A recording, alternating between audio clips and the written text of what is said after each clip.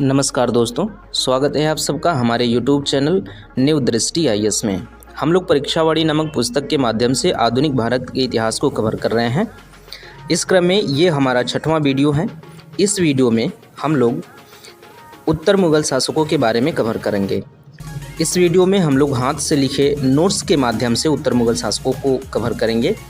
इस वीडियो में जिन उत्तर मुग़ल शासकों के बारे में हम लोग बात करेंगे वो उत्तर मुग़ल शासक हैं जहांदार शाह, फ़र्रुखसियर, रफ़ी-उद-दरजात, रफ़ी-उद-दौला जिसको शाहजहां द्वितीय के नाम से जाना जाता है और मोहम्मद शाह प्रथम जिसे रंगीला भी कहा जाता है। तो चलिए शुरू करते हैं हम लोग आज के अपने इस वीडियो को। इस वीडियो में हम लोग सबसे पहले पढ़ेंगे जहांदार शाह के बारे में। इससे पिछले वाले वीडियो में अर्थात कक्षा संख्या 5वीं में हम लोगों ने बात कर लिया है कि किस प्रकार से औरंगजेब की मृत्यु के पश्चात औरंगजेब के जीवित पुत्रों के मध्य उत्तराधिकार के लिए युद्ध होता है और इस युद्ध में अंततः मोहम्मद मुअज्जम जीत जाता है और बहादुर शाह प्रथम या फिर शाह आलम प्रथम के नाम से गद्दी पर बैठता है। और उसके बाद हम लोगों ने शाह आलम प्रथम के बारे में चीज़ों को पढ़ लिया है। आज की वीडियो में हम लोग बात करने वाले हैं जहांदार शाह के बारे में। शाह आलम प्रथम के बाद जो शासक बनता है मुग़ल गद्दी पर जो बैठता है वो होता है जहांदार शाह।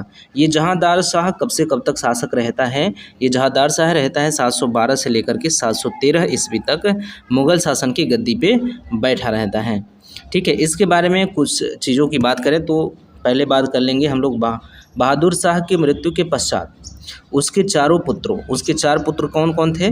पहला था जहांदार शाह। बहादुर शाह का पुत्र की बात कर रहे हैं। बहादुर शाह के पुत्रों में उनके 4 पुत्र थे। पहला पुत्र था जहांदार शाह, दूसरा था अजीमुस्शान, तीसरा रफ़ी-उद-शान और चौथा था जहान शाह। कितने पुत्र थे? 4 पुत्र थे। किसके? बहादुर शाह को, मतलब बहादुर शाह प्रथम, जिनको शाह आलम प्रथम के नाम से भी जाना जाता है और जिनका वास्तविक नाम मोहम्मद मुअज्जम हुआ करता था औरंगजेब के समय में। ठीक है, उनके 4 पुत्र होते हैं। जहांदार शाह होते हैं, अजीमुस्शान होते हैं, रफ़ी-उद-शान होते हैं और जहान शाह होते हैं। तो वही बात बताया जा रहा है कि बहादुर शाह के मृत्यु के पश्चात उसके 4 पुत्रों के बीच उत्तराधिकार का एक नया युद्ध प्रारंभ हो गया। तो जब बहादुर शाह की मृत्यु होती है, बहादुर शाह प्रथम की मृत्यु होती है तो उनके 4 पुत्र होते हैं जहांदार शाह, अजीमुस्शान, रफ़ी-उद-शान और जहान शाह। इन चारों के बीच में उत्तराधिकार के लिए युद्ध छिड़ जाता है। अब अंततः क्या होता है? अजीमुस्शान, रफ़ी-उद-शान और जहान शाह क्या होते हैं? इस युद्ध में पराजित हो जाते हैं। अजीमुस्शान, रफ़ी-उद-शान और जहान शाह ये तीनों क्या करते हैं? इस युद्ध में पराजित हो जाते हैं और मारे जाते हैं। इनकी क्या होती है? इसी समय इनकी मृत्यु हो जाती है। लेकिन आगे चल के हम लोग देखेंगे कि अजीमुस्शान का लड़का भी राजा बनेगा, रफ़ी-उद-शान का लड़का भी राजा बनेगा और जहान शाह का भी लड़का राजा बनेगा। ये सब इस समय मारे गए हैं लेकिन इनके लड़के क्या हैं? जीवित हैं। वो आगे चल के अभी शासक बनेंगे। फिलहाल के लिए हम लोग बात करेंगे जहांदार शाह के बारे में, क्योंकि जहांदार शाह इस उत्तराधिकार युद्ध में विजित होता है और गद्दी पर बैठता है। जहान शाह के बारे में बात करें, जहांदार शाह के बारे में अगर बात करें हम लोग तो इसको ऊपर कर लें। इसके बारे में ईरानी गुट के नेता जुल्फ़िकार खान की सहायता से जहांदार शाह गद्दी पर बैठा। ये महत्वपूर्ण चीज़ है, इसको आप याद रखेंगे कि किस गुट के नेता के सहायता से जहांदार शाह गद्दी पर बैठता है। कभी अगर आपसे इस प्रकार का प्रश्न पूछता है तो आपको बताना है जुल्फ़िकार खान, जो कि ईरानी गुट का नेता था। गुट की बात पूछे तो ईरानी गुट बताना है, व्यक्ति का नाम पूछे तो जुल्फ़िकार खान बताना है। तो जुल्फ़िकार खान की सहायता से ये जो जहांदार शाह है, जहांदार शाह गद्दी पर बैठता है। ठीक है, जब अब क्या होता है? जुल्फ़िकार खान की सहायता से ये गद्दी पर बैठता है, इसलिए जहांदार शाह ने जुल्फ़िकार खान को अपना वज़ीर नियुक्त किया। वज़ीर का मतलब होता था प्रधानमंत्री। ठीक है, तो अपना ये प्रधानमंत्री नियुक्त किया, यानी कि मंत्रियों का जो प्रधान होगा वो होगा जुल्फ़िकार खान। ठीक है, साथ ही जुल्फ़िकार खान के पिता असद खां को क्या किया? वकील नियुक्त किया। इसने क्या किया? क्योंकि जुल्फ़िकार खान की वजह से ही ये गद्दी पर बैठता है, इसलिए क्या करता है वो उसके एहसान के बदले ये बड़े बड़े पद उसको और उसके पिता को प्रदान करता है। उसको कौन सा पद प्रदान करता है? वज़ीर का। जुल्फ़िकार खान वज़ीर है। याद रखिएगा, जहांदार शाह के शासनकाल में जुल्फ़िकार खान क्या हैं? ये एक वज़ीर हैं। और वकील की बात करें तो अरशद खां वकील है। असद खां कौन है? जुल्फ़िकार खान के पिताजी हैं। इस चीज़ को याद रखिएगा। जुल्फ़िकार खान को ये वज़ीर क्यों बनाता है? क्योंकि जुल्फ़िकार खान की सहायता से ही ये शासक बना हुआ है। जुल्फ़िकार खान कौन है? जुल्फ़िकार खान होते हैं ईरानी गुट के एक नेता। ठीक है। इनकी बात करें अगर जहांदार शाह की, तो 29 मार्च सन 1712 ईस्वी को यह गद्दी पर बैठता है। इस समय इसकी उम्र 51 साल थी। इसको भी आप याद रख सकते हैं कि 29 मार्च 1712 ईस्वी को ये गद्दी पर बैठते हैं। जिस समय ये गद्दी पर बैठते हैं उस समय उनकी आयु क्या रही थी? उस समय उनकी उम्र थी 51 वर्ष। ठीक है, ये सारी चीज़ें हम लोगों की हो गई। अगला पॉइंट जो हमारा है वो ये है कि जहांदार शाह के शासनकाल में शासन की पूरी बागडोर जुल्फ़िकार खान के हाथों में थी। जो जुल्फ़िकार खान वज़ीर था, जिनकी सहायता से ये गद्दी पर बैठे हुए हैं, वो वज़ीर, वो प्रधानमंत्री के हाथों में ही इस समय मुग़ल साम्राज्य की शासन प्रशासन थी। मुग़ल साम्राज्य के शासन प्रशासन की पूरी बागडोर जुल्फ़िकार खान के हाथों में थी। तो जहांदार के शासनकाल में बात हो रही है। जहांदार शाह के शासनकाल में जो मुग़ल साम्राज्य था, मुग़ल साम्राज्य के शासन की पूरी बागडोर थी जुल्फ़िकार खान के हाथों में। याद रखिएगा। इसी के सलाह पर, जुल्फ़िकार खान के ही सलाह पर जहांदार शाह ने अपने शासनकाल में पुनः आरोपित जजिया कर को समाप्त कर दिया था। याद रखिएगा, स्टार्टिंग में क्या होता है, लास्ट में चलते चलते ये लोग फिर से जजिया कर लगा देंगे। जहांदार शाह के शासनकाल में ही ये लोग लास्ट में आते आते जजिया कर लगा देंगे, लेकिन स्टार्टिंग में क्या हुआ, इस जजिया कर को समाप्त कर दिया गया। किसकी सलाह पे? जुल्फ़िकार खान के सलाह पर। आगे बात करें तो जहांदार शाह ने जयसिंह को मालवा का सूबेदार नियुक्त किया तथा मिर्ज़ा राजा की उपाधि दी। ये भी महत्वपूर्ण है, इसको याद रखिएगा कि जो जयसिंह हैं, मिर्ज़ा राजा जयसिंह के नाम से जाने जाते हैं। इन जयसिंह को मिर्ज़ा राजा की उपाधि किसने दी? जयसिंह को मिर्ज़ा राजा की उपाधि दी जहांदार शाह ने। किसने दी? जहांदार शाह ने मिर्ज़ा राजा की उपाधि दी जयसिंह को। और कहाँ का सूबेदार नियुक्त किया? सूबेदार नियुक्त किया इनको मालवा का। ठीक है, इस चीज़ को भी याद रखेंगे। इनको मालवा का सूबेदार नियुक्त किया और राजा की उपाधि दी। इस प्रकार से ये मिर्ज़ा राजा जयसिंह हो गए। उसके बाद बात करें तो मारवाड़ के अजीत सिंह को महाराजा की उपाधि दी और गुजरात का सूबेदार नियुक्त किया। ये चीज़ भी याद रखना है कि अजीत सिंह को महाराजा की उपाधि किसने दी? तो जहांदार शाह ने इनको महाराजा की उपाधि दी। इसको भी आप याद रखेंगे। ठीक है, किसको? अजीत सिंह को। तो महाराजा अजीत सिंह हो गए। और इनको कहाँ का सूबेदार नियुक्त करते हैं? तो इनको नियुक्त करते हैं गुजरात के सूबेदार के तौर पर। ठीक है, अगले पॉइंट में देखते हैं क्या है। मराठों के साथ पुरानी स्थिति बहाल कर दी गई। मराठों के साथ पुरानी स्थिति बहाल कर दी गई। इसके अनुसार मराठा शासक को एक शर्त पर मराठा शासक को दक्कन का चौथ और सरदेश मुखी वसूल करने का अधिकार दे दिया गया। तो मराठों के साथ जो पुरानी स्थिति थी उसको बहाल कर दी गई। इसका मतलब ये है कि एक शर्त के साथ, कंडीशन लगा करके मराठों को चौथ और सरदेश मुखी वसूलने का अधिकार दे दिया गया। लेकिन ये शर्त क्या था? शर्त ये था कि चौथ और सरदेश मुखी की जो वसूली होगी वो मुग़ल अधिकारी करेंगे और फिर मराठा अधिकारी को सौंप देंगे। ठीक है, जहांदार शाह ने क्या कहा कि ठीक है, आप लोग क्या करेंगे, चौथ और सरदेश मुखी आप लोगों को प्राप्त होगी, लेकिन वसूल करने का अधिकार मुग़ल अधिकारियों के पास होगा। मुग़ल अधिकारी ये चौथ और सरदेश मुखी वसूल करेंगे और ये आपको सौंप देंगे। ठीक है, तो इस प्रकार से मराठों को मुग़ल साम्राज्य में चौथ और सरदेश मुखी वसूलने का अधिकार प्राप्त हो गया। लेकिन वसूलने का अधिकार प्राप्त नहीं हुआ है, वसूलने का अधिकार मुग़लों के पास ही है। आपको प्राप्त होगा, सरदेशमुखी और चौथ आपको प्राप्त होगा, वसूलेंगे हम, वसूल के आपको सौंप देंगे, ये था। इसके बाद क्या हुआ, राजा राम के पुत्र शिवाजी को 3000 का मनसब तथा अनूप सिंह का खिताब दिया। किसने? ठीक है, जहांदार शाह ने। याद रखिएगा, जहांदार शाह के बारे में बात हो रही है। ठीक है, तो अनूप सिंह का खिताब किससे प्राप्त है? अनूप सिंह का खिताब प्राप्त है शिवाजी द्वितीय को। राजा राम के पुत्र शिवाजी द्वितीय को अनूप सिंह की उपाधि प्राप्त है, और ये उपाधि अनूप सिंह की किसने दिया है? तो जहांदार शाह ने दिया है। मुगल सम्राट जहांदार शाह ने इन्हें अनूप सिंह की उपाधि प्रदान किया है। जाट नेता चूड़ामन और बुंदेला सरदार छत्रसाल के साथ मैत्रीपूर्ण संबंध बनाया। जाट नेता चूड़ामन और बुंदेला सरदार छत्रसाल के साथ इन्होंने मैत्रीपूर्ण संबंध बनाया, लेकिन बंदा बहादुर और सिखों के प्रति दमन की नीति अपनाई इन्होंने। बंदा बहादुर और सिखों के प्रति इन्होंने दमन की नीति अपनाई, जबकि जाट नेता चूड़ामन और बुंदेला सरदार छत्रसाल के साथ इन्होंने मित्रवत व्यवहार किया। ठीक है, आगे बात करें।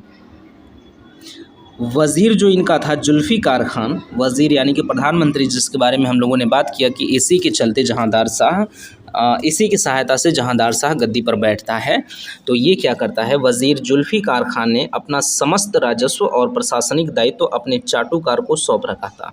इसका एक चाटुकार था, उसका नाम था सुभग चंद्र। इसका क्या नाम था? उसका नाम था सुभग चंद्र। तो जुल्फ़िकार खान ने अपने इस चाटुकार को अपने पूरे समस्त राजस्व और प्रशासनिक दायित्व इसको सौंप रखा था, सुभग चंद्र को। ठीक है, इसके बारे में बात करें तो साम्राज्य की स्थिति सुधारने के लिए जो मुग़ल साम्राज्य है, मुग़ल साम्राज्य की वो आर्थिक स्थिति सुधारने के लिए जागीरों और ओहदों के अंधाधुंध बंटवारे पर रोक लगा दी, मतलब जागीरों की और इसकी ओहदों की जो अंधाधुंध बटाई हो रही थी, इससे क्या हो रहा था, राजकोष धीरे धीरे खाली हो रहा था। तो इस पर क्या किया, इसने रोक लगवा दिया। लेकिन इसने एक गलत नीति अपना ली, उसने एक गलत पद्धति इजारा व्यवस्था क्या कर दिया, स्टार्ट कर दिया। इजारा व्यवस्था क्या था कि इसके तहत भू राजस्व की वसूली ठेके पर दिया जाने लगा। इसके कारण कृषकों का उत्पीड़न क्या हुआ, बढ़ गया। तो क्या हुआ, इजारा व्यवस्था क्या था? इजारा व्यवस्था के अंतर्गत था ये कि जो भू राजस्व है, भू राजस्व की वसूली ठेके पर दिए जाने लगा। यानी कि अगर मान लीजिए कि मोटा मोटा 10 बीघा ज़मीन है और 10 बीघे ज़मीन का हमें राजस्व वसूल करना है। क्या करना है? भू राजस्व वसूल करना है। तो हम वसूल नहीं करेंगे, हम किसी दूसरे व्यक्ति के पास जाएंगे और कहेंगे कि आप हमसे ले लीजिए 10,000 रुपये, 10,000 रुपये आप हमको दे दीजिए, 10,000 आप हमको दे दीजिए, और आपको अधिकार दे दिया जाता है कि आप उस 10 बीघे पर क्या करिए, भू राजस्व की वसूली करिए। अब वो व्यक्ति क्या करेगा, वो 10,000 तो अपना निकालेगा ही निकालेगा, उसके साथ साथ बहुत ढेर सारा पैसा वो मुनाफे के तौर पे निकालने का प्रयास करेगा, और इस हिसाब से किसानों का शोषण क्या होगा, बढ़ जाएगा, क्योंकि ठेके पर मिल गया है उसको।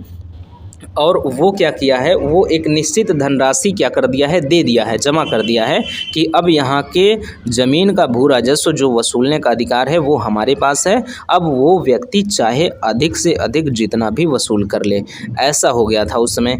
इसलिए क्या हुआ, इसके कारण कृषकों का उत्पीड़न धीरे धीरे बढ़ चुका था। ये व्यवस्था हो गई थी उस समय।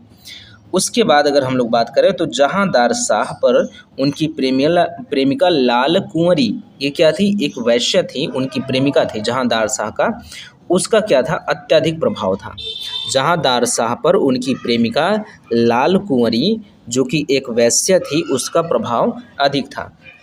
इससे दरबार में भ्रष्टाचार, व्यभिचार और अनैतिकता का बोलबाला था। क्या था, जहांदार शाह की एक प्रेमिका थी, वो भी एक वैश्य थी, उसका नाम था लाल कुंवरी, उसका अधिक प्रभाव था जहांदार शाह पे। जहांदार शाह उसके दीवाने बने फिरे रहते थे।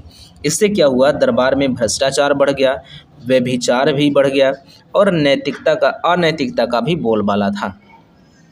वह एक कमज़ोर और विलासी शासक था तथा शासन के प्रति उदासीन था और लापरवाह भी था।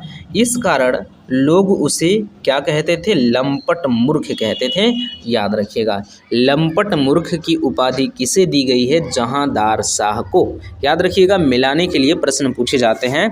जैसे मोहम्मद शाह को रंगीला कहा जाता है, जहांदार शाह को लंपट मूर्ख कहा जाता है, तो इस प्रकार से चीज़ें मिलाने के लिए पूछी जाती हैं। तो याद रखिएगा, जहांदार शाह को लंपट मूर्ख कहा जाता है। ठीक है। इतिहासकार खफ़ी खां ने जहांदार शाह के संदर्भ में कहा था, इतिहासकार हैं खफ़ी खां, उन्होंने जहांदार शाह के लिए कहा है कि नया शासन जो है वो चारणों और गायकों, नर्तकों एवं नाट्यकर्मियों के समस्त वर्गों के लिए अनुकूल युग है। मतलब जो भी लोग बुरे व्यवहार के हैं, अनैतिक व्यवहार के हैं, उन लोगों के लिए ये वाला शासन जो है वो अनुकूल है। यानी कि एक तरह से खराब शासन प्रशासन चलाया जा रहा है। तो ये इतिहासकार खफ़ी खां कह रहे हैं।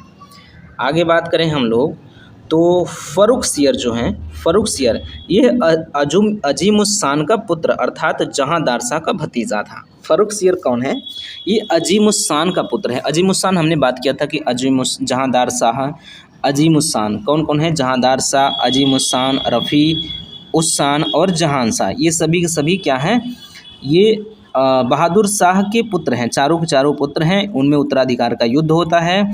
अजीमुस्शान, रफ़ी उस्सान और जहान शाह मारे जाते हैं और जहांदार शाह जुल्फ़िकार खान की सहायता से गद्दी पर बैठता है। तो उसी में से एक होता है अजीमुस्शान। अजीमुस्शान का लड़का होता है फ़र्रुखसियर। हमने उसी समय बात किया था कि ये तीनों के तीनों मारे जाते हैं, लेकिन इनके लड़के क्या होते हैं, आगे चल के शासन करते हैं। तो वही है, फ़र्रुखसियर है। अजीमुस्शान का लड़का क्या है, फ़र्रुखसियर, और ये जहांदार शाह का क्या है, भतीजा है, जो इस समय शासन कर रहा है। जो जहांदार शाह इस समय शासन कर रहा है, जिसको लंपट मूर्ख कह रहे हैं हम लोग, उसका क्या है, भतीजा है। और उसका जो जहांदार शाह है, जहांदार शाह का भाई अजीमुस्शान है, और अजीमुस्शान का लड़का क्या है, फ़र्रुखसियर। कुल मिला के फ़र्रुखसियर जो है अजीमुस्शान का पुत्र है और जहांदार शाह का भतीजा है। अजीमुस्शान के बारे में बात करें तो उपरोक्त परिस्थितियों का फ़ायदा उठाते हुए इसने दो लोगों की सहायता से जहांदार शाह को चुनौती दी। ठीक है, इसने दो लोगों का सहायता उठाकर जहांदार शाह को चुनौती दी। कौन, अजीमुस्शान ने नहीं, फ़र्रुखसियर ने।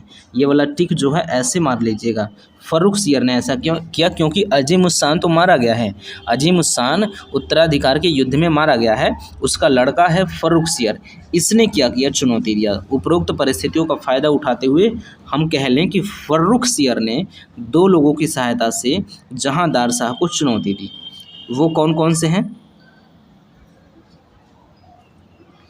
ये अजीमुस्शान के आप यहाँ पे काट देंगे, अजीमुस्शान को काट देंगे यहाँ से, और आप लिखेंगे फ़र्रुखसियर। ठीक है, फ़र्रुखसियर लिखेंगे। फ़र्रुखसियर ने जिन दो लोगों की सहायता ली वो कौन कौन से हैं, सैयद हुसैन अली खान, ये पटना का सूबेदार हुआ करते थे, और सैयद अब्दुल्ला खान, ये इलाहाबाद के सहायक सूबेदार हुआ करते थे। इन दोनों का सहायता लिए इन्होंने, कौन, फ़र्रुखसियर ने। याद रखिएगा, फ़र्रुखसियर, अजीमुस्शान मारा जा चुका है। अजीमुस्शान कौन है, फ़र्रुखसियर के पिताजी हैं। ये अभी क्लियर होगा आगे चल के। ठीक है, तो फ़र्रुखसियर ने क्या किया, उपरोक्त परिस्थितियों का, कौन सी परिस्थितियाँ, जो कि मुग़ल दरबार में व्यभिचार फैला हुआ है, भ्रष्टाचार फैला हुआ है, अनैतिकता फैली हुई है, तो ऐसी परिस्थितियों का फ़ायदा उठाते हुए फ़र्रुखसियर ने क्या किया, दो लोगों की सहायता ली और जहांदार शाह यानी कि अपने चाचा के ख़िलाफ़ क्या कर दिया, चुनौती खड़ी कर दी। वो दो लोग हैं सैयद हुसैन अली खान और सैयद अब्दुल्ला खान। ठीक है, और इन दोनों को एक साथ क्या कहा जाता है, सैयद बंधु कहा जाता है। इन्हीं लोगों को सैयद बंधु कहा जाता है। ये दोनों भाई हैं, सैयद हुसैन अली खां और सैयद अब्दुल्ला खां दोनों भाई हैं, और इन्हीं दोनों को सैयद बंधु के नाम से जाना जाता है, और इन्हीं दोनों को किंग मेकर भी कहा जाता है। इन्हीं दोनों को क्या कहा जाता है, किंग मेकर कहा जाता है। याद रखिएगा, किंग मेकर। ठीक है, किंग मेकर इन्हीं दोनों भाइयों को कहा जाता है, सैयद बंधुओं को। तो इसमें से जो सैयद हुसैन अली खान हैं वो पटना का सूबेदार होते हैं, और जो सैयद अब्दुल्ला खान हैं वो इलाहाबाद का सूबेदार थे। आगे बात करें तो 10 फरवरी 1713 को जहांदार शाह आगरा में बुरी तरह पराजित हो जाता है। 13 फरवरी की बात है। 13 फरवरी सन 1713 को जहांदार शाह पराजित हो जाता है। किससे? फर्रुखसियर से। फर्रुखसियर ने सहायता किसकी ली है? सैयद हुसैन अली खां और सैयद अब्दुल्ला खां की, यानी कि सैयद बंधुओं की सहायता से जहांदार शाह को आगरा में पराजित कर देता है। उसके बाद अगले ही दिन 11 फरवरी 1713 ईस्वी को फर्रुखसियर ने जुल्फ़िकार खान और असद खां से जहांदार शाह को मरवा दिया और स्वयं सम्राट बन गया। मतलब सैयद बंधुओं से फर्रुखसियर को उसने मरवा दिया, जुल्फ़िकार खां और असद खां से। सैयद बंधुओं से नहीं, जुल्फ़िकार खां और असद खां से। जुल्फ़िकार खां कौन है? अब याद रखिए, देखिए जुल्फ़िकार खां की सहायता से ही, जुल्फ़िकार खान के सहायता से ही जहांदार शासक बना हुआ था, लेकिन जुल्फ़िकार खां को उसने वज़ीर नियुक्त कर दिया और उसके पिता असद खां को उसने वकील नियुक्त कर दिया। फिर भी इन दोनों ने मिलकर जहांदार शाह की हत्या कर दी और फर्रुखसियर के पक्ष में आ गए। ठीक है, जहांदार शाह की हत्या कर दी। तो 11 फरवरी 1713 ईस्वी को फर्रुखसियर ने किससे जुल्फ़िकार खान और असद खां, जो दोनों बाप बेटे हैं, इसके बारे में हम लोगों ने बात कर लिया है कि जहांदार शाह के समय में जुल्फ़िकार खां वज़ीर था और असद खां वकील था। दोनों ने मिलकर जहांदार शाह को मार दिया और इस समय फर्रुखसियर सम्राट बन गया। आगे चलकर सैयद बंधुओं ने जुल्फ़िकार खान की हत्या कर दी। आगे चल के क्या हुआ? सैयद बंधुओं ने जुल्फ़िकार खान की हत्या कर दी। ये बड़ा उछल कूद रहा था, इसकी भी हत्या कर दी गई, जुल्फ़िकार खान की। ठीक है, आगे बात करें। अब हम लोग बात करेंगे फर्रुखसियर के बारे में। फर्रुखसियर 1713 से 1719 तक मुग़ल साम्राज्य की गद्दी पर बैठे रहते हैं। 1713 से लगा करके 1719 तक। ठीक है, 11 फरवरी 1713 ईस्वी को मुग़ल सिंहासन पर बैठते हैं। कब? 11 फरवरी 1713 को। इसी दिन जुल्फ़िकार खां और असद खां ने मिल करके किसका? जहांदार शाह की हत्या कर देते हैं। जहांदार शाह की हत्या करवाने के बाद फर्रुखसियर खुद गद्दी पर बैठ जाता है।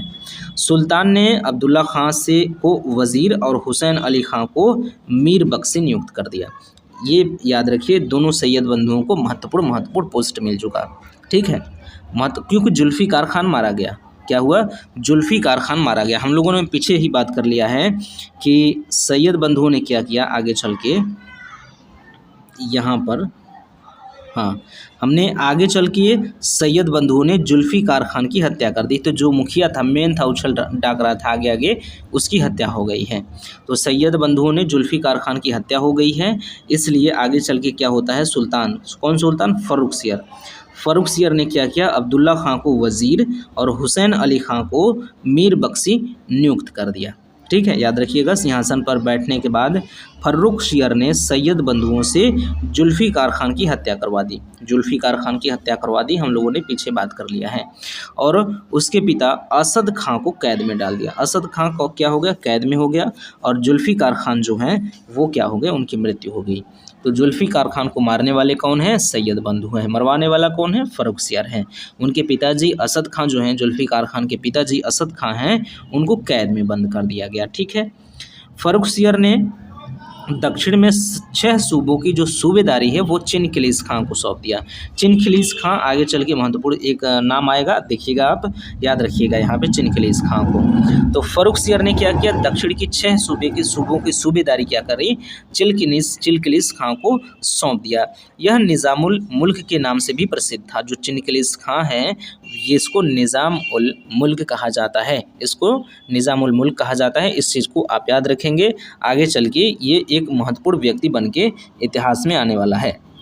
तो फर्रुखसियर ने दक्षिण की 6 सूबों की सूबेदारी चिनखिलीस खां अर्थात निज़ामुल मुल्क को सौंप देता है।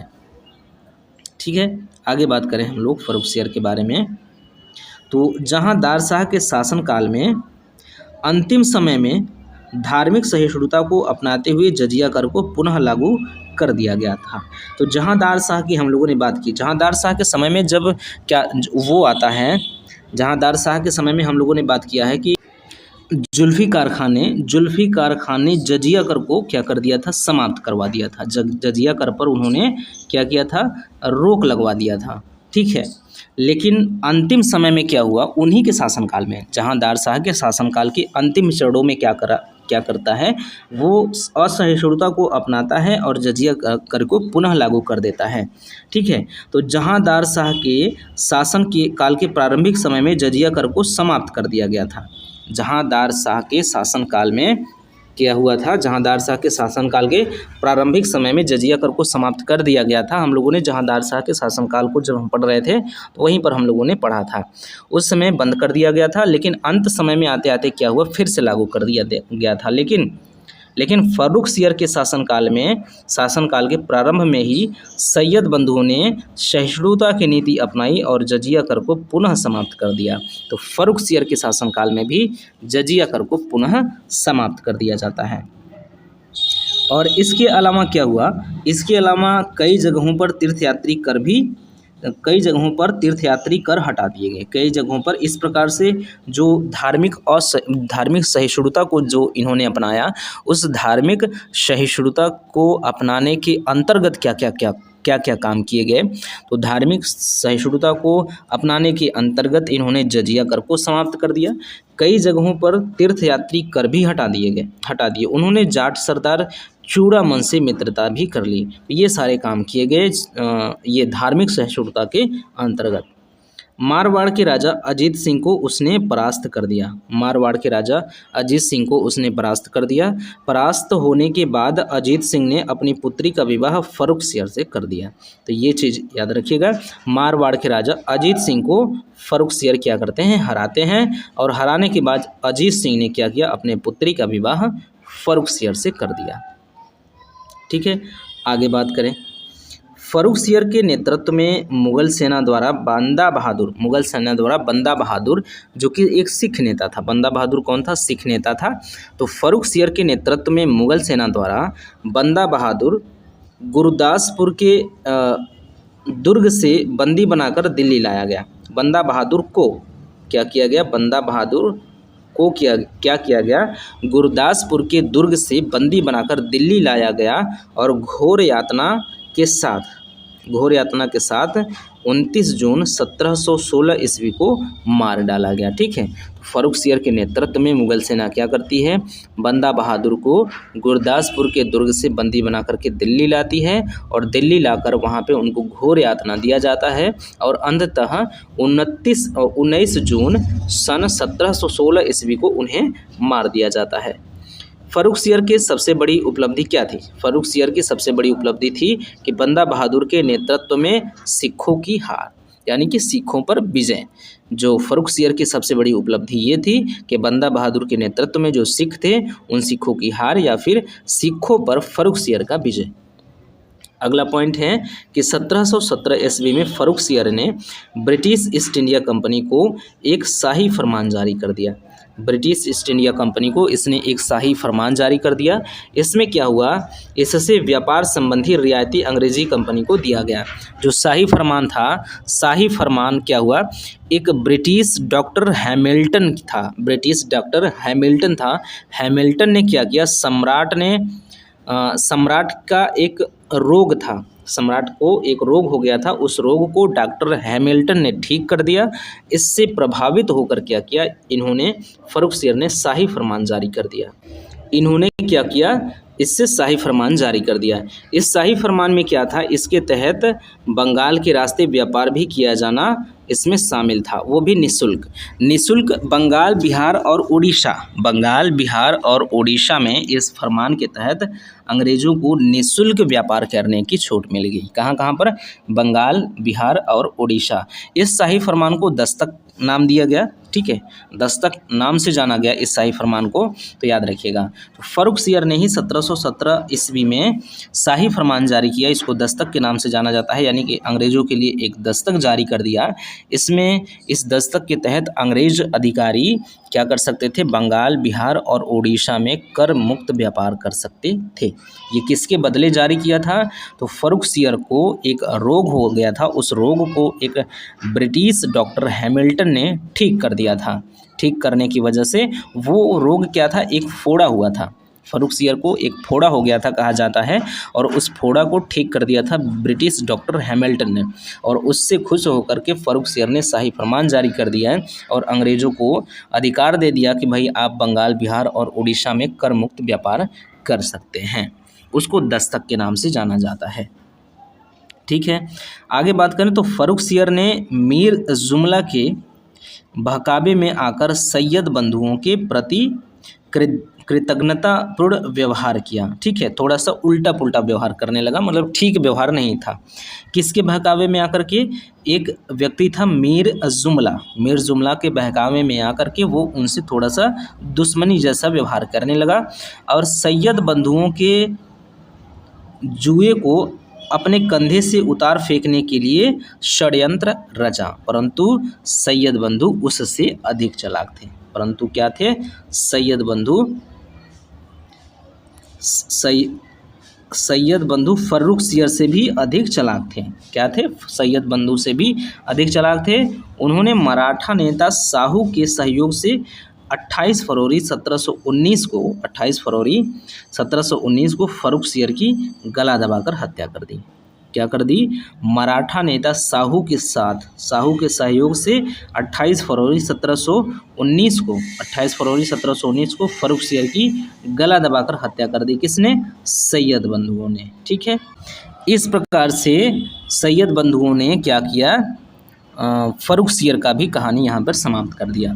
फ़र्रुखसियर एक दुर्बल, कायर और निंदित सम्राट था, इसलिए इसे कहा जाता है घृणित कायर। तो इसलिए इसे घृणित कायर भी कहा जाता है। क्या कहा जाता है? घृणित कायर। इसको भी आप याद रखेंगे किस उपनाम से जाना जाता है? ये घृणित कायर के नाम से जाना जाता है। अगला जो राजा बनता है उसका नाम है रफ़ी-उद-दरजात। क्या नाम है? उसका नाम है रफ़ी-उद-दरजात। 28 फरवरी से लगा करके 4 जून 1719 तक, 28 फरवरी 1719 से 4 जून 1719 तक ये मुग़ल साम्राज्य की गद्दी पर बैठा है। फ़र्रुखसियर की मृत्यु के बाद सैयद बंधुओं ने रफ़ी-उद-शान के पुत्र, रफ़ी-उद-शान हमने बात किया, रफ़ी-उद-दौला, रफ़ी-उद-शान, जहान-शाह और जहांदार शाह, ये चारों भाई होते हैं। तो उन्हीं में से एक लड़का रफ़ी-उद-शान का लड़का होता है क्या? रफ़ी-उद-दरजात। ठीक है, फ़र्रुखसियर की मृत्यु के बाद सैयद बंधुओं ने रफ़ी-उद-शान के पुत्र रफ़ी-उद-दरजात को राज सिंहासन पर बैठाया। ठीक है, ये जो रफ़ी-उद-शान कौन था? अजीम-उद-शान प्लस जहांदार शाह प्लस जहान शाह का भाई था। ठीक है, रफ़ी-उद-शान इन सब का भाई था। ठीक है, ये चारों के चारों भाई थे, अजीम-उद-शान, जहांदार शाह और जहान शाह और रफ़ी-उद-शान, ये चारों के चारों आपस में भाई थे। और इसी भाई में से ये जो रफ़ी-उद-शान है उसी का पुत्र होता है रफ़ी-उद-दरजात, और ये फिर रफ़ी-उद-दरजात ही शासक बना है। याद रखिएगा, फ़र्रुखसियर की मृत्यु के बाद सैयद बंधुओं ने रफ़ी-उद-शान के पुत्र रफ़ी-उद-दरजात को सिंहासन पर बैठाया। हमने फिर से बात किया था, 2 बार हम लोगों ने बात कर लिया कि चारों में से 3 भाई मारे जाते हैं, अजीम-उद-शान और जहान शाह और रफ़ी-उद-शान मारे जाते हैं, लेकिन उसके जो पुत्र रहते हैं वो आगे चल के शासक बनेंगे। ये हम लोगों ने स्टार्टिंग में ही बात कर लिया था। तो ये अब देखिए, रफ़ी-उद-शान का भी पुत्र आ गया शासक बनने। क्या हुआ? रफ़ी-उद-शान, अजीम-उद-शान का पुत्र आया, बना, चला गया, अब रफ़ी-उद-शान का पुत्र आ गया है शासक बनने। इसका नाम है रफ़ी-उद-दरजात। ये इसको सिंहासन पर बैठाया सैयद बंधुओं ने। सबसे कम समय तक शासन करने वाला शासक भी यही था, 3 माह 4 दिन तक इसने शासन किया। तो उस मुग़ल साम्राज्य की गद्दी पर सबसे कम समय तक शासन करने वाला जो व्यक्ति है वो यही है, रफ़ी-उद-दरजात। ठीक है, आगे देखते हैं। हम लोग इसको समझने के लिए एक डायग्राम बना के रखेंगे, उससे पहले हम लोग कुछ चीज़ें बात कर लेते हैं। इसके शासनकाल की एक सर्वप्रमुख घटना ये है कि नेकुसियर के द्वारा सैयद बंधुओं के खिलाफ विद्रोह, और विद्रोहियों ने नेकुसियर को आगरा के किले में बादशाह घोषित कर दिया। ये याद रखिए, ये क्या कह रहा है पॉइंट, कि इसके शासनकाल में सर्वप्रमुख जो घटना है वो नेकुसियर ने क्या किया? सैयद बंधुओं के विरुद्ध क्या कर दिया? वो कर दिया, विद्रोह कर दिया। नेकुसियर ने सैयद बंधुओं के विरोध में विद्रोह कर दिया, और जिन जिन लोगों ने विद्रोह किया, मतलब बहुत लोगों ने मिलकर विद्रोह किया होगा नेकुसियर के साथ साथ, तो उन विद्रोहियों ने क्या किया कि आगरा के लाल किले में ही क्या किया, आगरा के किले में ही नेकुसियर को ही बादशाह घोषित कर दिया। और नेकुसियर कौन है? यह अकबर द्वितीय यानी कि औरंगजेब का पुत्र, यह अकबर द्वितीय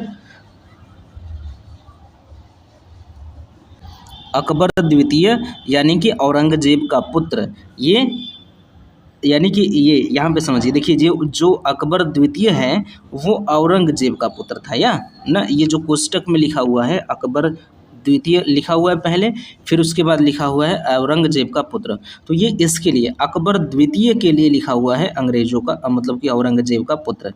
तो अगर कोष्टक वाले लाइन को छोड़ दें तो हम पढ़ेंगे कि यह अकबर द्वितीय का पुत्र था, अकबर द्वितीय का पुत्र था। अब बात कर लें हम लोग, यहाँ से समझ में आ जाएगा जो डायग्राम बना हुआ है। देखिए ये औरंगजेब होते हैं, औरंगजेब को 4 पुत्र होते हैं, ठीक है। मोहम्मद मुअज्जम, मोहम्मद कामबख्श, अकबर द्वितीय, सुल्तान मोहम्मद और ये मोहम्मद मुअज्जम होते हैं और मोहम्मद आजम होते हैं, अकबर द्वितीय होते हैं और सुल्तान मोहम्मद होते हैं और लास्ट में मोहम्मद कामबख्श होते हैं, ठीक है। तो उसी में से जो अकबर द्वितीय हैं, अकबर द्वितीय का पुत्र होता है नेकुशियर, यानी कि जो औरंगजेब है, औरंगजेब के क्या होते हैं नेकुशियर, ये पोता होते हैं, औरंगजेब के पोता होते हैं इनके नेकुशियर, यानी कि अकबर द्वितीय के पुत्र। अब यहाँ पे समझ में आ गया होगा, ठीक है। ये वाला लाइन आपको भले न समझ में आए, लेकिन यही चीज़ यहाँ पे दिखा रहा है नीचे डायग्राम में, उस चीज़ को आप उससे समझ सकते हैं कि नेकुशियर कौन था। औरंगजेब को 4 पुत्र होते हैं, मोहम्मद मुअज्जम, मोहम्मद आजम, अकबर द्वितीय, मोहम्मद सुल्तान और मोहम्मद कामबख्श होते हैं। और उसी में से जो मोहम्मद अकबर द्वितीय है, अकबर द्वितीय का पुत्र होता है नेकुशियर। और यही नेकुशियर क्या करता है, ये नेकुशियर सैयद बंधुओं के खिलाफ विद्रोह कर देता है और विद्रोहियों ने आगरा के किले में नेकुशियर को बादशाह घोषित कर दिया। ये चीज़ यहाँ तक समझ में आ गई होगी। आगे बढ़ते हैं। वास्तव में सुल्तान जो रफ़ी-उद-दरजात था, वास्तव में सुल्तान रफ़ी-उद-दरजात सैयद बंधुओं के हाथ की कठपुतली मात्र था। 4 जून 1719 को क्षय रोग के कारण बादशाह की मृत्यु हो जाती है। 4 जून 1719 को क्या होता है, क्षय रोग के कारण बादशाह की मृत्यु हो जाती है। अगला जो शासक बनता है वो बनता है रफ़ी-उद-दौला। कौन बनता है? रफ़ी-उद-दौला बनता है। रफ़ी-उद-दौला 6 जून से लगा करके 17 सितंबर 1719 तक मुग़ल साम्राज्य की गद्दी पर बैठा रहता है। 6 जून से 17 सितंबर 1719 तक ये शासन किया है। इसके बारे में बात करें तो सैयद बंधुओं ने अब रफ़ी-उस-शान के पुत्र आ गया, रफ़ी-उस-शान के दूसरे पुत्र, रफ़ी-उस-शान का ही ये एक पहला पुत्र था और रफ़ी-उस-शान का ये दूसरा पुत्र है। रफ़ी-उस-शान का दूसरा पुत्र रफ़ी-उद-दौला, ठीक है, रफ़ी-उद-दौला को शाहजहाँ द्वितीय के उपाधि के साथ सम्राट बनाया। शाहजहाँ द्वितीय की उपाधि के साथ सम्राट बनाया। ये कौन है? रफ़ी-उद-दौला है। रफ़ी-उद-दौला कौन है? रफ़ी-उस-शान का एक अन्य पुत्र है। अब देखिए यहाँ से समझ में आएगा ये लाइन कि ये कौन था। अब मान लेते हैं कि ये औरंगजेब भैया हैं। औरंगजेब को 5 पुत्र हैं। मोहम्मद मुअज्जम, जिनको बहादुर शाह प्रथम या शाह आलम द्वितीय, शाह आलम प्रथम ही कहा जाता है, शाह आलम द्वितीय नहीं, शाह आलम प्रथम कहा जाता है, ठीक है, द्वितीय यहाँ पे नहीं होगा, शाह आलम प्रथम इनका नाम है। उसके बाद दूसरे जो पुत्र हैं मोहम्मद आजम हैं, तीसरे पुत्र हैं अकबर द्वितीय हैं, चौथे पुत्र हैं सुल्तान मोहम्मद हैं और अगले जो पुत्र हैं 5वें कामबख्श हैं। अब इसमें से जो मोहम्मद मुअज्जम होते हैं या बहादुर शाह होते हैं, बहादुर शाह को 4 पुत्र होते हैं। हमने बात किया जहांदार शाह, अजीमुस्शान, रफ़ी-उस-शान और जहान शाह, ये 4 पुत्र होते हैं। 4 पुत्रों में से जो रफ़ी-उस-शान हैं, रफ़ी-उस-शान की हम लोग बात कर रहे हैं, किसकी? रफ़ी-उस-शान की, ठीक है। रफ़ी-उस-शान के भी 3 पुत्र होते हैं, मोहम्मद इब्राहिम होते हैं, रफ़ी-उद-दौला होते हैं। इन्हीं को शाहजहाँ द्वितीय कहा गया। हम लोगों ने यहाँ पे बात किया, यहाँ पे देखिए, यहाँ पे शाहजहाँ द्वितीय, इन्हीं को शाहजहाँ, तो यही है रफ़ी-उद-दौला। ये दूसरे अन्य पुत्र हैं रफ़ी-उद-दौला। और इससे पहले हम लोगों ने रफ़ी-उद-दरजात के बारे में बात कर लिया। रफ़ी-उद-दरजात होते हैं शासक, ठीक है। रफ़ी उद्दरजात की मृत्यु के बाद रफ़ी उस्सान के अगले पुत्र रफ़ी उद्दौला, यहाँ पे रफ़ी उद्दौला देखेंगे आप, यहाँ पे रफ़ी उद्दौला ही शाहजहाँ द्वितीय की उपाधि के साथ गद्दी पर बैठते हैं। यहाँ पे समझ में आ गया होगा कि रफ़ी उद्दौला कौन है। ठीक है, अब आगे बात करते हैं इसके बारे में। ये किसका कॉल आ गया, ख़त्म हो गया। ठीक है। पेचिस रोग के कारण 7 सितंबर 1719 ईस्वी को इसकी मृत्यु हो गई। किसकी मृत्यु हो गई? रफ़ी उद्दौला। हमने जो पिछले शासक की बात कर रहे हैं, रफ़ी उद्दौला जो हैं, रफ़ी उद्दौला की मृत्यु हो गई। कब? 17 सितंबर को। 17 सितंबर 1719 को इसकी मृत्यु हो गई रफ़ी उद्दौला की। ठीक है। अब रफ़ी उद्दौला के बाद मोहम्मद शाह अगले शासक बनते हैं। 1719 से लेकर के 1748 तक ये मुग़ल साम्राज्य की गद्दी पर बैठे रहते हैं। इसके बारे में बात करें तो सैयद बंधुओं ने जहान शाह यानी कि बहादुर शाह का चौथा पुत्र जहान शाह के 18 वर्षीय पुत्र रोशन अख्तर को मोहम्मद शाह के नाम से 17 सितंबर को गद्दी पर बैठाया। तो जो जहान शाह है, बहादुर शाह के 4 बच्चे थे, हम लोगों ने बात किया। बहादुर शाह के 4 बच्चे थे। बहादुर शाह के 4 पुत्र थे, जहांदार शाह, अजीमुस्सान, रफ़ीउस्सान और जहान शाह। तो जहांदार शाह ने शासन किया ही। इसके बाद रफ़ीउस्सान का पुत्र फ़र्रुखसियर शासन किया। अजीमुस्सान का पुत्र फ़र्रुखसियर ने राज किया। उसके बाद रफ़ीउस्सान का एक पुत्र रफ़ी उद्दौला ने शासन किया और दूसरा पुत्र रफ़ी उद्दरजात ने भी शासन किया। अब आ गया जहान शाह का पुत्र मोहम्मद शाह। ठीक है, जहान शाह का पुत्र आ गया मोहम्मद शाह प्रथम इसको कहा जाता है। ये कौन है? जहान शाह का पुत्र है। ये जहान शाह का पुत्र है। और जहान शाह कौन है? बहादुर शाह का चौथा पुत्र है। बहादुर शाह का चौथा पुत्र जहान शाह है और जहान शाह का पुत्र मोहम्मद शाह है। कन्फ्यूजन बड़ा है इनके रिश्तों में, अभी आगे चल के समझ में आएगा। ठीक है। 18 वर्षीय रोशन अख्तर, इसका वास्तविक नाम क्या होता है? रोशन अख्तर होता है। उसको मोहम्मद शाह के नाम से 17 सितंबर 1719 को गद्दी पर बैठाते हैं। कौन? सैयद बंधु। अब यहाँ पे इनके जो रिश्ते हैं वो समझ में आ जाएगा। ये रिश्ता क्या कहलाता है यहाँ पे क्लियर होगा। देखिए, औरंगजेब होते हैं, हम लोगों ने बात किया है कि मोहम्मद मुअज्जम या फिर बहादुर शाह प्रथम या शाह आलम प्रथम के नाम से जाना जाता है इनका पहला पुत्र। दूसरा होता है मोहम्मद आज़म, तीसरा होता है अकबर द्वितीय, चौथा होता है सुल्तान मोहम्मद और पांचवा होता है मोहम्मद कामबख्श।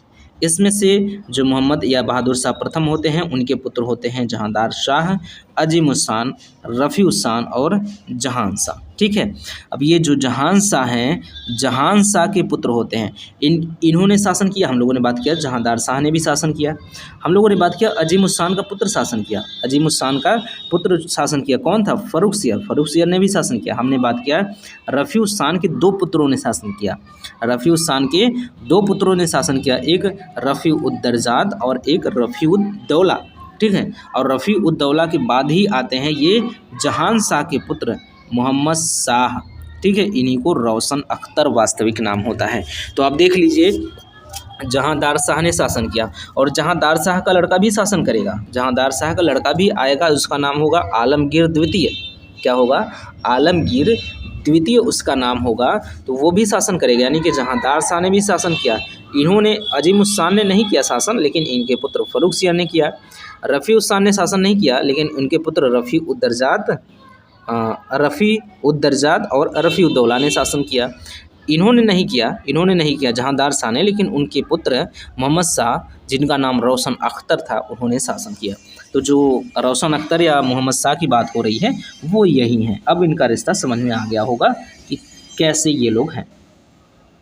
अब आगे बात करें तो सैयद बंधुओं ने लगातार 4 राजाओं को गद्दी पर बैठाने की अपनी मुख्य भूमिका निभाई। 4 राजाओं को गद्दी पर बैठाने में अपनी मुख्य भूमिका निभाई, इसलिए इन्हें भारतीय इतिहास में शासक निर्माता या तो फिर किंग मेकर कहा जाता है। ये बहुत महत्वपूर्ण तथ्य है, इसको भी आप याद रखेंगे। ठीक है। आगे बात करें तो मोहम्मद शाह ने अपने शासकीय कार्य को लेकर काफ़ी उदासीन था। मोहम्मद शाह अपने शासकीय कार्यों को लेकर काफ़ी उदासीन था, मतलब कोई मतलब नहीं था, जो हो रहा है होने दीजिए, ऐसा करके था। इसके अलावा यह सुरा और सुंदरी में तल्लीन रहता था। सुरा और सुंदरी, दारू पीता था और मतलब कि सुंदरी में, ब्यूटीनेस में, लड़कियों में तल्लीन रहता था, एकदम डूबा रहता था। इसलिए मोहम्मद शाह रंगीला कहा जाता है। इसलिए मोहम्मद शाह को क्या कहा जाता है? मोहम्मद शाह को रंगीला कहा जाता है। इसके शासनकाल में हिजड़ों तथा महिलाओं का एक वर्ग का प्रभुत्व था। तो जो हिजड़े थे, हिजड़ों का प्रभुत्व था और महिलाओं का प्रभुत्व था। महिलाओं और हिजड़ों का एक वर्ग हुआ करता था, बटा हुआ था अलग से। उस वर्ग का एक विशेष प्रभाव हुआ करता था इसके मुगल साम्राज्य में। ठीक है, चलिए आगे बढ़ते हैं, देखते हैं कि आगे क्या चीज़ होता है। चलिए, मोहम्मद शाह के शासनकाल तक सैयद बंधुओं की गलत नीति की वजह से उनकी छवि खराब हो गई थी। अब मोहम्मद शाह के शासनकाल तक आते आते स्टार्टिंग से ही उनकी छवि गलत थी। गलत होते होते धीरे धीरे सर क्या हो गया, पानी जो है वो सर तक आ गया और उनकी छवि खराब होने लगी और ज़्यादा खराब होने लगी। क्या होता है, और मोहम्मद शाह सैयद बंधुओं से मुक्त होने की तरकीब सोचने लगता है। अब वो चालाकी करने लगता है, किस प्रकार से सैयद बंधुओं से हम मुक्त हो, क्योंकि काफ़ी हो गया, बहुत हो गया। बादशाह का सबसे योग्य मित्र कौन था? चिनकिलिस खां, जिसको निज़ामुल मुल्क, हम लोगों ने बात किया था कि 8 सूबों की सूबेदारी दक्षिण में सौंपी गई है। हम लोगों ने उस समय बात किया था कि आगे चल के महत्वपूर्ण होगा। फर्रुखसियर ने इसे प्रारंभ में दक्कन की नहीं 6 दक्कन के 6 सूबों की सूबेदारी सौंपी थी। हम लोगों ने उसी समय बात किया था फर्रुखसियर के शासनकाल में। वही चिनकिलिस खां है, वही चिनकिलिस खां है जिसको निज़ामुल मुल्क के नाम से जाना जा रहा है। ये क्या था? दक्कन का शासक हो चुका था। क्या था? दक्कन का शासक हो चुका था। इसके नेतृत्व में एक तुरानी सैनिक हैदर खां ने, ठीक है, 9 अक्टूबर 1720 ईस्वी को मालवा की ओर जाते समय सैयद हुसैन अली खां की छुरा भोंककर हत्या कर दी। एक था हैदर खां, ठीक है, इसको याद रखिए, हैदर खां। किसके नेतृत्व में? चिनकिलिस खां। चिनकिलिस खां जो निज़ामुल मुल्क है, निज़ामुल मुल्क अर्थात चिनकिलिस खां, ये दक्कन का नवाब है, दक्कन का शासक है। और ये क्या है? ये परम मित्र होता है, बादशाह का सबसे योग्य मित्र यही था, चिनकिलिस खां। तो चिनकिलिस खां ने क्या किया? अपने एक सैनिक, वो सैनिक था तुरानी सैनिक था, तुरानी सैनिक था, उसका नाम था हैदर खां। कौन था? तुरानी सैनिक था, उसका नाम था हैदर खां। हैदर खां ने क्या किया? 9 अक्टूबर को हुआ क्या कि ये जो सैयद हुसैन अली खां है वो मालवा की ओर जा रहा था। सैयद हुसैन अली खां वो मालवा की तरफ जा रहा था कि उसी समय हैदर खां ने सैयद हुसैन अली खान की चाकू भोंककर हत्या कर दी, छुरा भोंककर उनकी हत्या कर देता है। इस प्रकार से 9 अक्टूबर 1720 ईस्वी को सैयद हुसैन अली की मृत्यु हो जाती है। ठीक है, अब आगे हम लोग दूसरे भाई की बात करते हैं कि दूसरा भाई जो था, दूसरा भाई जो सैयद अब्दुल्ला खान था, दूसरा भाई सैयद अब्दुल्ला खान ने रफ़ी उस्सान के एक अन्य पुत्र मोहम्मद इब्राहिम को गद्दी पर बैठाकर अपनी शक्ति कायम करने की कोशिश की। साथ ही अपने भाई का बदला लेने के लिए एक विशाल सेना एकत्रित किया, परंतु सैयद अब्दुल्ला खां 13 नवंबर, आगे बढ़ने से पहले हम लोग मोहम्मद इब्राहिम के बारे में जान लें कि मोहम्मद इब्राहिम कौन है। अच्छा, पीछे चलते हैं, कहीं मोहम्मद इब्राहिम के बारे में कुछ चीज़ें शायद मिल जाए। मोहम्मद इब्राहिम कौन है भाई? मोहम्मद इब्राहिम यहाँ पे आ गया, देखिए मिल जाएगा। मोहम्मद इब्राहिम को राजा बनाना चाह रहा है। ये कौन कह रहा है? मोहम्मद इब्राहिम को राजा बना करके अपनी शक्ति कायम रखने की कोशिश की है। मोहम्मद इब्राहिम कौन है? यहाँ पे देखिए, जो रफ़ी उस्सान है, ये रफ़ी उस्सान के 3 पुत्र होते हैं, मोहम्मद इब्राहिम, रफ़ी उद्दौला और रफ़ी उद्दरजात। तो जो रफ़ी उद्दरजात है वो भी शासन कर चुका है, रफ़ी उद्दौला भी शासन कर चुका है, बचा है मोहम्मद इब्राहिम। तो इसलिए ये सोच रहा है कि मोहम्मद इब्राहिम को क्या करते हैं, गद्दी पर बैठा देते हैं, और हमारा बैठाया हुआ गद्दी पर का कोई शासक होगा तो हमारी शक्ति पहले की तरह कायम रहेगी। ये सोचता है ये। तो वही चीज़ यहाँ पे बताई जा रही है कि दूसरा भाई जो सैयद अब्दुल्ला जो है, उन्होंने रफ़ी उस्सान के एक अन्य पुत्र, रफ़ी उस्सान का एक अन्य पुत्र कौन है? मोहम्मद इब्राहिम है। मोहम्मद इब्राहिम को गद्दी पर बैठा करके अपनी शक्ति कायम करने की कोशिश की और साथ ही अपने भाई का बदला लेने के लिए एक विशाल सेना एकत्रित किया, परंतु सैयद अब्दुल्ला खां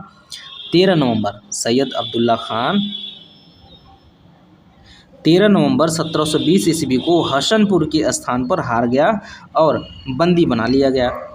2 वर्ष बाद 1722 ईस्वी में इसको जहर देकर मार दिया गया। ठीक है, इस तरह से क्या हुआ कि सैयद बंधु की कहानी भी यहाँ पे समाप्त हो जाती है। तो कभी अगर आपसे पूछे कि सैयद बंधु की कहानी या सैयद बंधु का अस्तित्व किसके शासनकाल में समाप्त होता है, तो आप याद रखेंगे मोहम्मद शाह के शासनकाल में सैयद बंधु की क्या होती है, द एंड हो जाता है। ठीक है, ये महत्वपूर्ण है, याद रखिएगा कि सैयद बंधुओं का अंत या किंग मेकर का अंत किसके शासनकाल में होता है, तो मोहम्मद शाह के शासनकाल में सैयद बंधुओं का अंत होता है।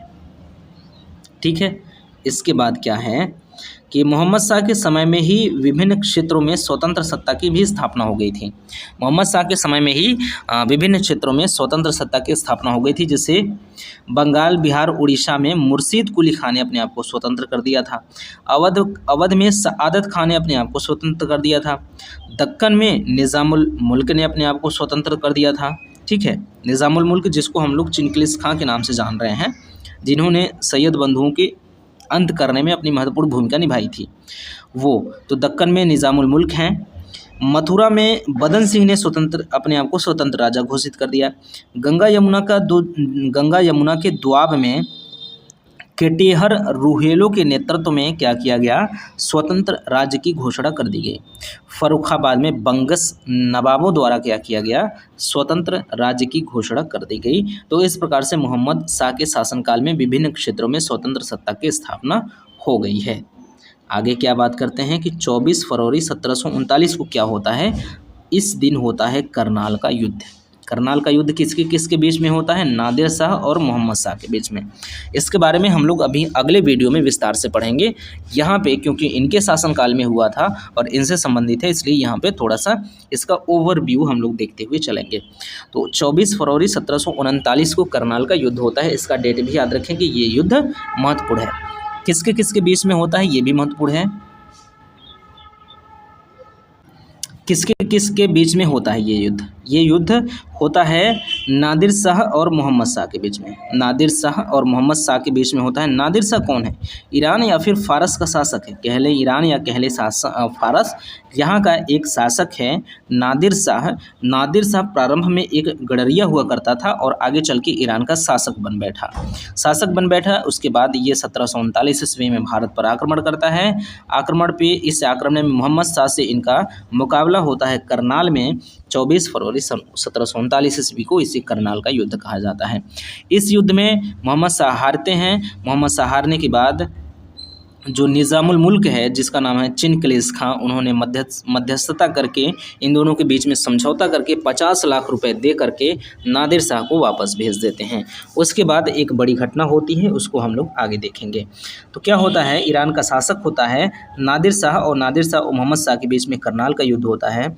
इस युद्ध में जो दक्कन के निज़ाम हैं, हमने बात किया था निज़ामुल मुल्क, जिनको चिनकिलिस खां के नाम से जाना जाता है, हम लोगों ने बात किया कि चिनकिलिस खां ने क्या किया है, सैयद बंधुओं के अंत में अपनी महत्वपूर्ण भूमिका निभाई है। तो ये जो चिनकिलिस खां है या निज़ामुल मुल्क है, इन्होंने क्या किया, इन्होंने मध्यस्थता करके दोनों के बीच में समझौता करा दिया। इस समझौते के तहत नादिर शाह को 50 लाख रुपए मिले और वह वापस लौट गया, लेकिन रास्ते से ही फिर वापस आ गया अटैक करने भारत पर। लेकिन नादिर शाह रास्ते में ही था कि अवध के नवाब सआदत खान ने क्या किया, नादिर शाह को दिल्ली पर आक्रमण करने के लिए ललचाया। ठीक है, दिल्ली पर आक्रमण करने के लिए ललचाया। 2 बार दिल्ली पर हो गया है, याद रखिएगा, 2 बार आक्रमण नहीं किया है, 2 बार लिखा गया है। सआदत खान ने नादिर शाह को दिल्ली पर आक्रमण करने के लिए ललचाया और नादिर शाह पुनः वापस आता है और उसने दिल्ली में 56 दिनों तक लूटपाट किया। इस लूट में वह वहाँ से लगभग 70 करोड़ रुपए लूट कर ले गया। इसके बारे में हम लोग अभी बात करेंगे, करनाल के युद्ध के बारे में आगे चल करके। ठीक है, इस पुस्तक में जो परीक्षावाड़ी नामक पुस्तक है, इस पुस्तक में आगे चल के करनाल के युद्ध के बारे में अलग से नहीं, नादिर शाह के आक्रमण के बारे में अलग से चीज़ें दी गई हैं, तो उसको हम लोग देख लेंगे। तो क्या होता है कि जो अवध का नवाब सआदत खां होता है, ये व्यक्ति फिर से इनवाइट कर देता है, नादिर शाह को इनवाइट कर देता है कि आप यहाँ से 50 लाख रुपए लेके जा रहे हैं, लेकिन अगर आप दिल्ली पर आक्रमण कर देंगे तो आपको 20 करोड़ रुपए मिल जाएंगे। इस लालच में आके नादिर शाह पुनः आता है दिल्ली पर, 56 दिनों तक लूटपाट करता है, 56 दिनों तक कत्ले आम मचाता है, लूटपाट करता है। यहाँ पे करोड़ों रुपए यानी कि 70 करोड़ रुपए यहाँ पे बताया जा रहा है कि 70 करोड़ रुपए यहाँ से लूट कर ले गया। बात करते हैं कि सआदत खान ने नादिर शाह को दिल्ली पर आक्रमण करने के लिए आमंत्रित क्यों किया, आखिर ऐसा क्या हो गया था? क्योंकि करनाल के युद्ध में निज़ामुल मुल्क जो कि चिनकलिस खां है, ठीक है, याद रखिएगा, चिनकलिस खां जो है निज़ामुल मुल्क है, नादिर शाह और मोहम्मद शाह के बीच में समझौता करा देता है। इससे सआदत खां को लगा कि निज़ामुल मुल्क जो बादशाह का और ज़्यादा चहेता हो जाएगा, जो निज़ामुल मुल्क है वो बादशाह का और ज़्यादा चहेता हो जाएगा। ये जो सआदत खां हैं, ये क्या करना चाहता है, ये मीर बख्शी बनना चाहता था। जो सआदत खां है ये मीर बख्शी बनना चाहता था। तो उससे लगा कि ये जो निज़ामुल मुल्क है, निज़ामुल मुल्क इन दोनों के बीच में समझौता करा करके, यानी कि नादिर शाह और मोहम्मद शाह के बीच में समझौता करा देता है, समझौता करा के नादिर शाह को वापस भेज देता है। इससे अब क्या होगा, उसको भय समा गया अंदर कि इससे क्या होगा, अब ज़्यादा नज़दीकी हो जाएगा, ज़्यादा क्लोज़ हो जाएगा, बादशाह के ज़्यादा क्लोज निज़ामुल मुल्क हो जाएगा। इससे बढ़िया हम क्या करते हैं, नादिर शाह को पुनः वापस बुलाते हैं, आक्रमण करवाते हैं। तो क्या होगा कि वो ज़्यादा चीज़ ध्यान में नहीं रखेगा, जो बादशाह है वो दिमाग में इस बात को नहीं रखेगा कि अरे बाप रे, निज़ामुल मुल्क ने हमें बचा लिया, इतने बड़े अटैक से, इतने बड़े नुकसान होने से निज़ामुल मुल्क हमको बचा लिया, ऐसा उसके दिमाग में नहीं रहेगा। नहीं तो क्या होगा, वो ज़्यादा नज़दीक हो जाएगा और मैं शायद मीर बख्शी ना बन पाऊँ। इसलिए वो क्या करता है, निज़ामुल मुल्क को पुनः दिल्ली पर आक्रमण करने के लिए बोल देता है और उसको निज़ामुल मुल्क ये सआदत खां बोल देता है नादिर शाह को आक्रमण करने के लिए। तो इस प्रकार से दिल्ली पर 56 दिनों की लूटपाट स्टार्ट हो जाती है।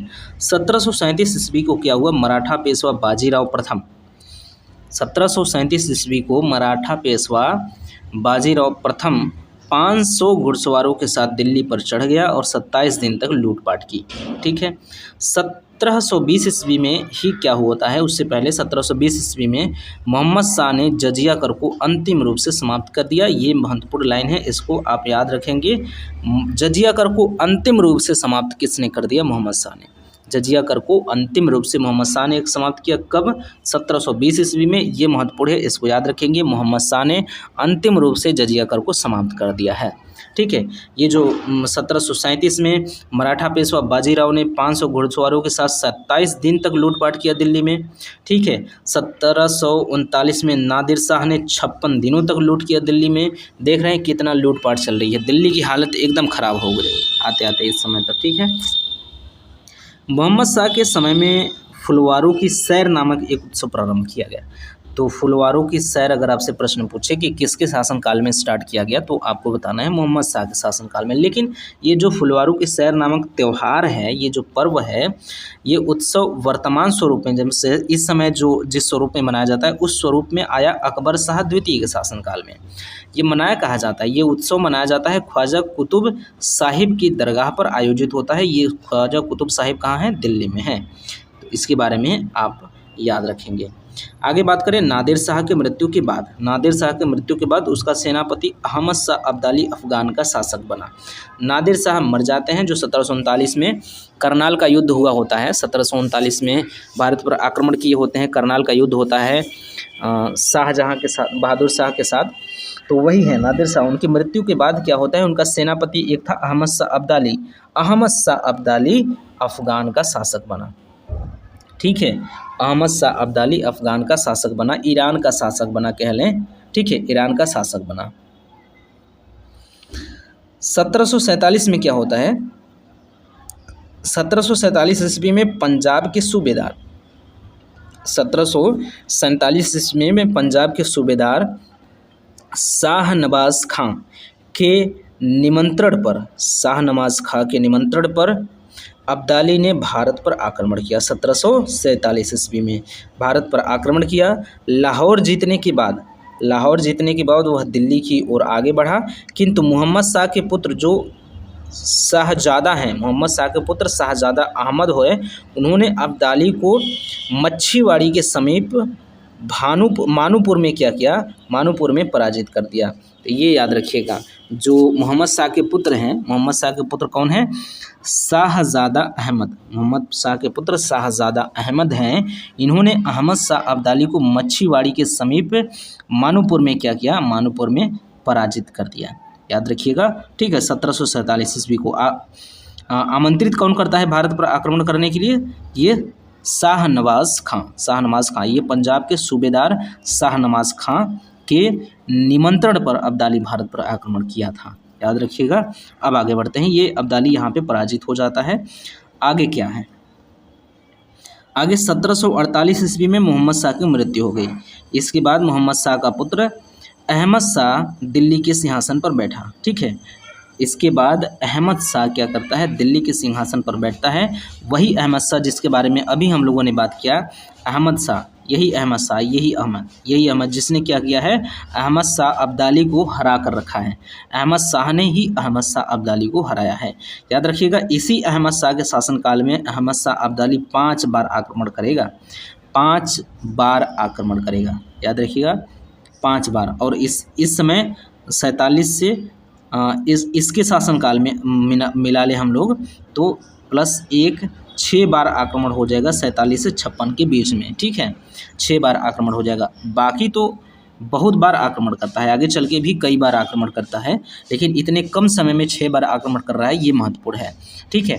तो जो अहमद शाह है, अहमद शाह ने क्या किया है? इसको मानूपुर में हरा दिया है। अहमद शाह अब्दाली को मानूपुर में हरा दिया है अहमद शाह ने।